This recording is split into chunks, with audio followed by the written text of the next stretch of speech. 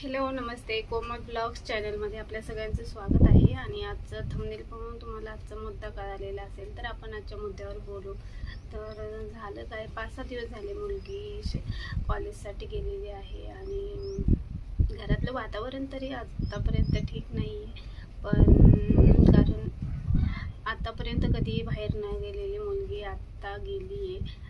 कारण जरी सुट्ट्या लागल्या होत्या तरी मामाच्या गावाला जात नव्हते, कुठंच नाही, कोणत्याच नातेवाईकांकडं कधीच आम्ही मुलीला एकटं पाठवलं नाही। परंतु आता शिक्षणासाठी तर काहीतरी आपल्याला डिसिजन घ्यावाच लागणार आणि याच्यासाठीच मुलीला पाठवलेलं आहे शिक्षणासाठी। तर मी जिथे राहते तिथे सुद्धा कॉलेज आहे, नाही असं नाही, परंतु माझी मुलगी आता 16 वर्षे पूर्ण होऊन 17 वर्ष चालू आहे तिला, आणि अजूनही तिला घरातली कामं येत नाही, काहीच येत नाही।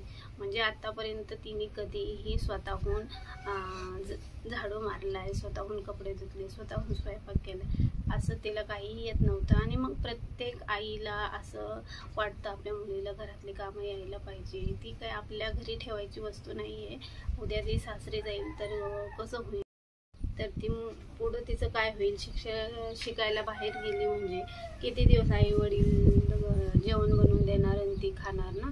तर असं आमच्या नवरा बायकोमध्ये दोघांमध्ये नेहमी असं चालायचं का तिला काही येत नाही, म्हणजे नाही येत होतं थोडंफार तरी ती पण करत नव्हती, तिला माहिती असं करायचं पण तिने ते करायचं नाही। कारण जेव्हा मी म्हणून हे कर तेव्हाच ती करायची, स्वतःच्या मनाने तिने कधीच काही केलेलं नाही आणि तिला ते जमलेलं पण नाही स्वतःच्या मनाने करायला पाहिजे।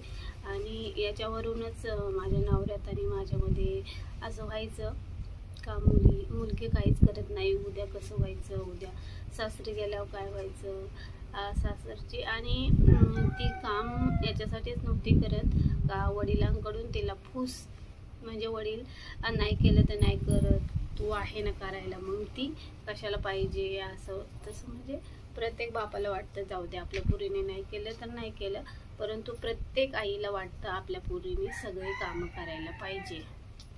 पण माझी मुलगी स्वतःहून काही कामं करत नव्हती आणि तिला कामं यावीत, तिला सगळं काही यावं असंच मला वाटायचं। आणि म्हणून मी म्हटलं तिला आपण हॉस्टेललाच टाकू, तिथं तिची स्वतःची कामं तरी शिकल आणि म्हणजे भविष्यात उपयोगी येणारे कामं यायलाच पाहिजेत। तर याच्यावरूनच तिला बाहेर टाकले।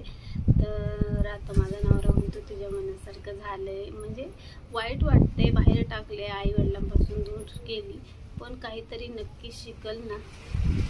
पण आता माझ्यावरच येते का तुझ्यामुळं तिला बाहेर टाकले वगैरे, पण वाईट तर वाटतंय, नवरा सुद्धा समजून आता घेत नाही, म्हणतो झालं तुझ्या मनासारखं, तर तिला काहीतरी यावं लाईफमध्ये म्हणूनच तर बाहेर टाकले ना, असा विचार कोणच नाही करत। तर असो, प्रत्येक कुटुंबामध्ये असे प्रॉब्लेम येतच असतात, परंतु आपल्याला मन घट्ट करून आपल्याला मुलांना काहीतरी यायला पाहिजे, स्वतःच्या हिमतीवर पुढे जायला पाहिजे, त्यांना स्वयंपाक बनवता यायला पाहिजे, त्यांना आपली